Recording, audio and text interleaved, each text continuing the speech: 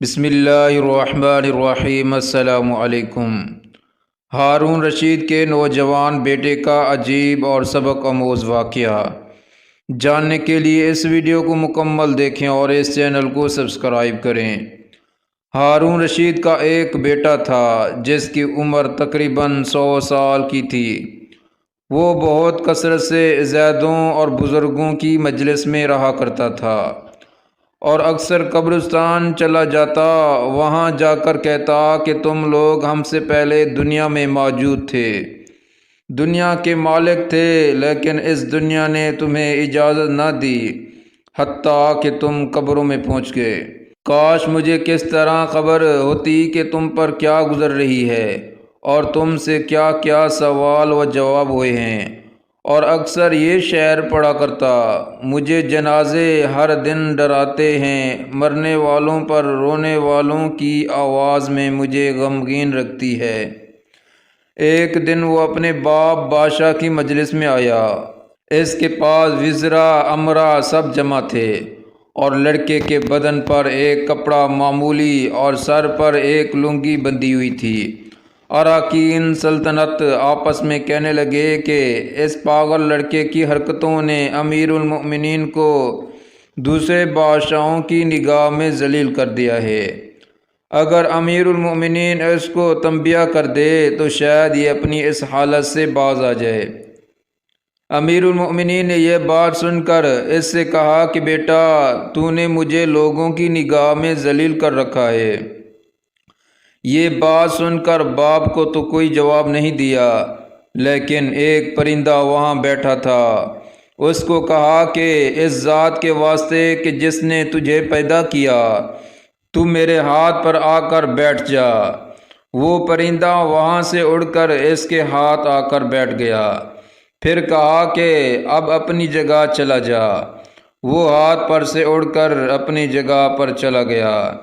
اس کے بعد اس نے عرض کیا کہ ابا جان، اصل میں آپ دنیا سے جو محبت کر رہے ہیں، اس نے مجھے رسوا کر رکھا ہے۔ اب میں نے یہ ارادہ کر لیا ہے کہ آپ سے جدائی اختیار کر لوں۔ یہ کہہ کر وہاں سے چل دیا اور ایک قرآن شریف صرف اپنے ساتھ لیا۔ چلتے ہوئے ماں نے ایک بہت قیمتی انگوٹھی بھی اس کو دے دی کہ احتیاج کے وقت اس کو فروخت کر کے کام میں لائیں۔ وہ یہاں سے چل کر بصرہ پہنچ گیا اور مزدوروں میں کام کرنے لگا۔ ہفتے میں صرف ایک دن ہفتے کو مزدوری کرتا اور 8 دن تک اس مزدوری کے پیسے خرچ کرتا، اور 8ویں دن پھر ہفتے کو مزدوری کر لیتا اور 1 درہم اور 1 دائق یعنی درہم کا چھٹا حصہ مزدوری لیتا۔ اس سے کم یا زیادہ نہ لیتا۔ 1 دائق روزانہ خرچ کرتا۔ ابو عامر بصری کہتے ہیں کہ میری ایک دیوار گر گئی تھی، اس کو بنانے کے لیے میں کسی معمور کی تلاش میں نکلا۔ کسی نے بتایا ہوگا کہ یہ شخص بھی تعمیر کا کام کرتا ہے۔ میں نے دیکھا کہ نہایت خوبصورت لڑکا بیٹھا ہے، ایک زنبیل پاس رکھی ہے اور قرآن شریف دیکھ کر پڑھ رہا ہے۔ میں نے اس سے پوچھا کہ لڑکے، مزدوری کرو گے؟ کہنے لگا کیوں نہیں کریں گے، مزدوری کے لیے تو پیدا ہوئے ہیں۔ آپ بتائیں کیا خدمت مجھ سے لینی ہے؟ میں نے کہا گارے مٹی تعمیر کا کام لینا ہے۔ اس نے کہا کہ 1 درہم اور 1 دائق مزدوری ہوگی، اور نماز کے اوقات میں کام نہیں کروں گا، مجھے نماز کے لیے جانا ہوگا۔ میں نے اس کی دونوں شرطیں منظور کر لی اور اس کو لا کر کام پر لگا دیا۔ مغرب کے وقت جب میں نے دیکھا تو اس نے 10 آدمیوں کے بقدر کام کیا۔ میں نے اس کو مزدوری میں 2 درہم دیے۔ اس نے شرط سے زائد لینے سے انکار کر دیا اور 1 درہم اور 1 دائق لے کر چلا گیا۔ دوسرے دن پھر اس کی تلاش میں نکلا، وہ مجھے کہیں نہیں ملا۔ میں نے لوگوں سے تحقیق کیا کہ ایسی صورت کا ایک لڑکا مزدوری کرتا ہے، کسی کو معلوم ہے کہ وہ کہاں ملے گا؟ لوگوں نے بتایا کہ وہ صرف ہفتے کے دن مزدوری کرتا ہے، اس سے پہلے تمہیں کہیں نہیں ملے گا۔ مجھے اس کے کام کو دیکھ کر ایسی رغبت ہوئی کہ میں نے 8 دن تک تعمیر بند کر دی اور ہفتہ کے دن اس کی تلاش میں نکلا۔ وہ اسی طرح بیٹھا قرآن شریف پڑھتا ہوا ملا۔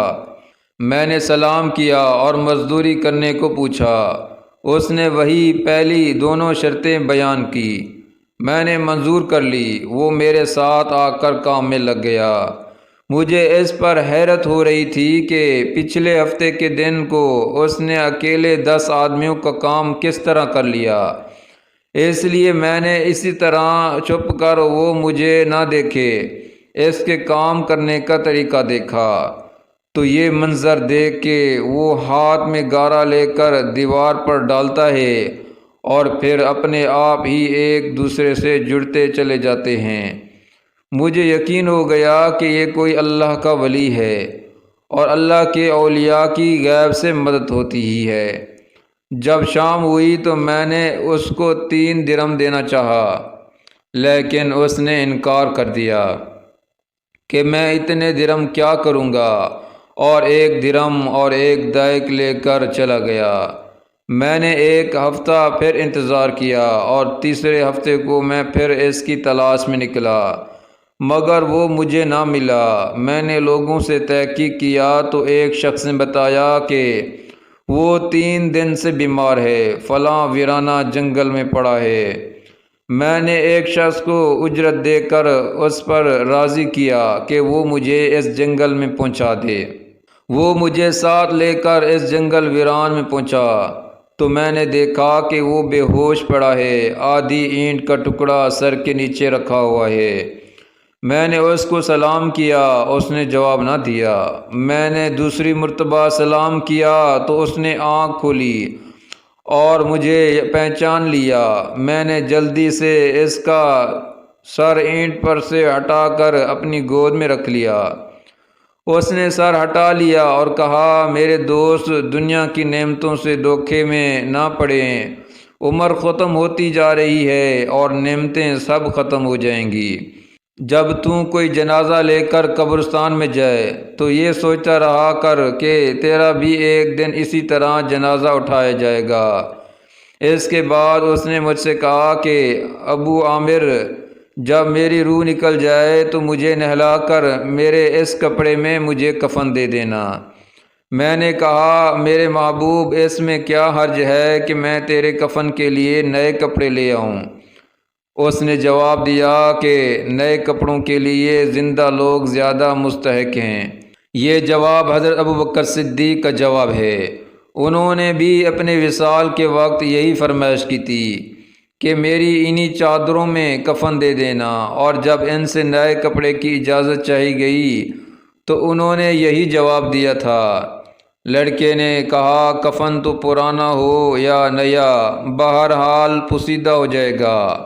آدمی کے ساتھ تو صرف اس کا عمل ہی رہتا ہے، اور یہ میری لنگی اور لوٹا قبر کھودنے والوں کو مزدوری میں دے دینا، اور یہ انگوٹھی اور قرآن شریف ہارون رشید تک پہنچا دینا، اور اس کا خیال رکھنا کہ خود انہیں کے ہاتھ میں دینا، اور یہ کہہ کر دینا کہ ایک پردیسی لڑکے کی یہ میرے پاس امانت ہے، اور وہ آپ سے یہ کہہ گیا ہے کہ ایسا نہ ہو کہ اس غفلت اور دھوکے کی حالت میں آپ کی موت آ جائے۔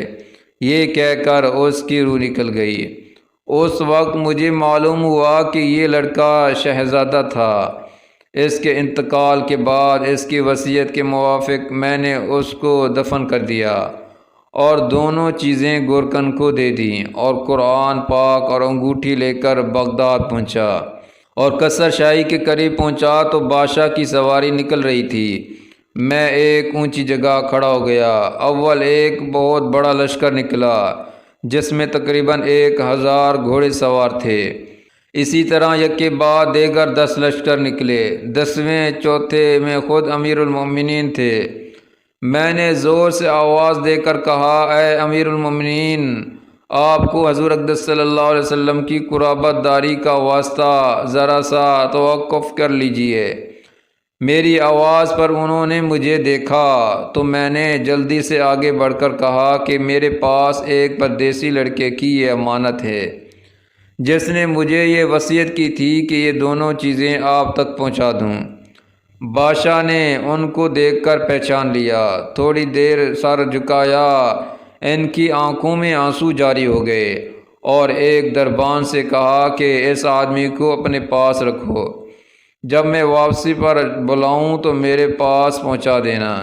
جب ہارون رشید بیر سے مکان پر واپسی پر پہنچے تو محل کے پردے گروا کر دربان سے فرمایا، اس شخص کو بلا کر لاؤ، اگرچہ وہ میرا غم تازہ ہی کرے گا۔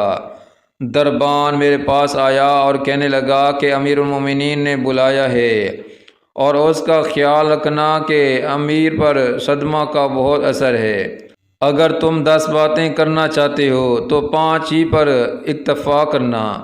یہ کہہ کر وہ مجھے امیر کے پاس لے گیا۔ اس وقت امیر بالکل تنہا بیٹھے تھے۔ مجھ سے فرمایا کہ میرے قریب آ جاؤ۔ میں قریب جا کر بیٹھ گیا۔ کہنے لگے، تم میرے اس بیٹے کو جانتے ہو؟ میں نے کہا، جی ہاں جانتا ہوں۔ کہنے لگے، وہ کیا کام کرتا تھا؟ میں نے کہا، گارے مٹی کی مزدوری کرتے تھے۔ کہنے لگے، تم نے بھی مزدوری پر کوئی کام اس سے کروایا تھا؟ میں نے کہا، کرایا تھا۔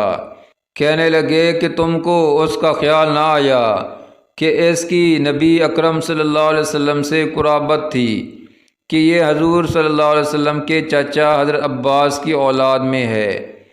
میں نے کہا، امیر المومنین، پہلے اللہ جل شانہ سے معذرت چاہتا ہوں، اس کے بعد آپ سے عذر و خواہ ہوں۔ مجھے اس وقت اس کا علم ہی نہ تھا کہ یہ کون ہے۔ مجھے ان کے انتقال کے وقت ان کا حال معلوم ہوا۔ کہنے لگے کہ تم نے اپنے ہاتھ سے اس کو غسل دیا؟ میں نے کہا، جی ہاں۔ کہنے لگے، اپنا ہاتھ لاؤ۔ میرا ہاتھ لے کر اپنے سینے پر رکھ دیا اور چند شعر پڑھے جن کا ترجمہ یہ ہے: اے وہ مسافر جس پر میرا دل پگھل رہا ہے اور میری آنکھیں اس پر آنسو بہا رہی ہیں، اے وہ شخص جس کا مکان قبر دور ہے لیکن اس کا غم میرے قریب، بے شک موت ہر اچھے سے اچھے عیش کو مقدر کر دیتی ہے۔ وہ مسافر ایک چاند کا ٹکڑا تھا، یعنی اس کا چہرہ جو خالص چاندی کی ٹہنی پر تھا، یعنی اس کے بدن پر بس چاند کا ٹکڑا بھی قبر میں پہنچ گیا اور چاندی کی ٹہنی بھی قبر میں پہنچ گئی۔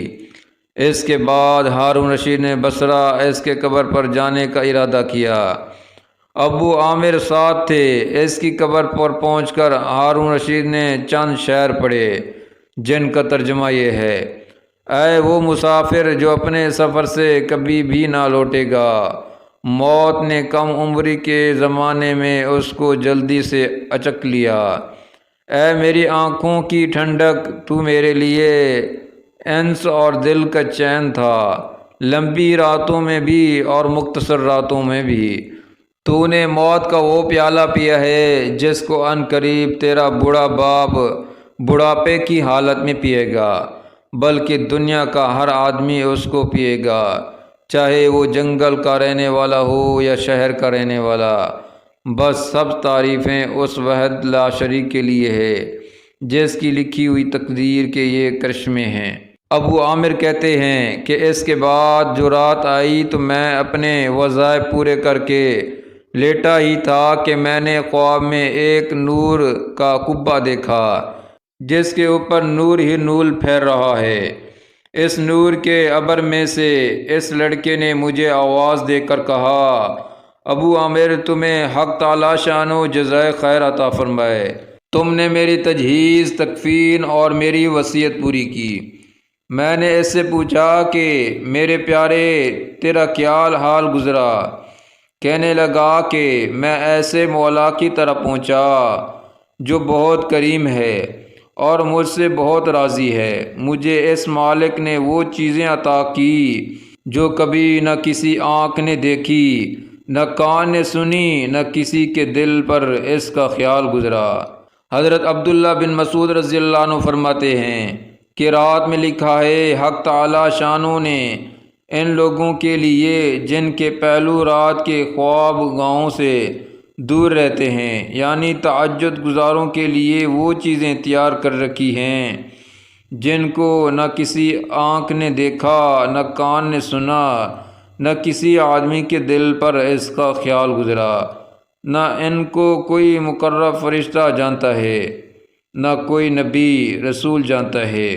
اور یہ مضمون قرآن پاک میں بھی ہے، فَلَا تَعْلَمُ نَفْسٌ مَّا أُخْفِيَ لَهُم مِّن قُرَّةِ أَعْيُنٍ، کسی شخص کو خبر نہیں جو آنکھوں کی ٹھنڈک کا سامان ایسے لوگوں کے لیے خزانہ غیب میں موجود ہے۔ اس کے بعد اس لڑکے نے کہا کہ حق تعالی شانوں نے قسم کھا کر فرمایا ہے کہ جو بھی دنیا سے اس طرح نکل آئے جیسے میں نکل آیا، اس کے لیے یہی آزاد و اکرام ہے جو میرے لیے ہوئے۔